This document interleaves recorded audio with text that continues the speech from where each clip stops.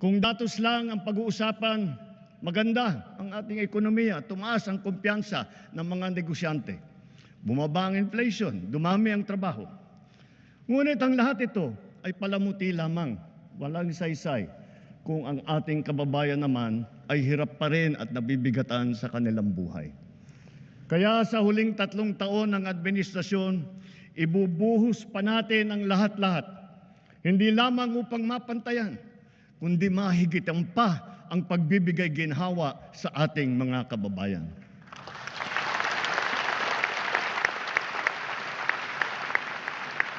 Hindi na ako magpapaligoy-ligoy pa.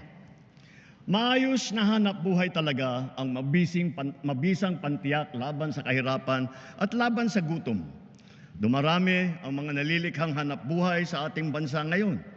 Magpupursige ang DOLE, DTI, DSWD, kasama pati ang DOT at mga kaugnay na ahensya sa paghahanap ng paraan at ng mga oportunidad para sa natitirang 4% ng ating puwersang manggagawa na hanggang ngayon ay walang trabaho.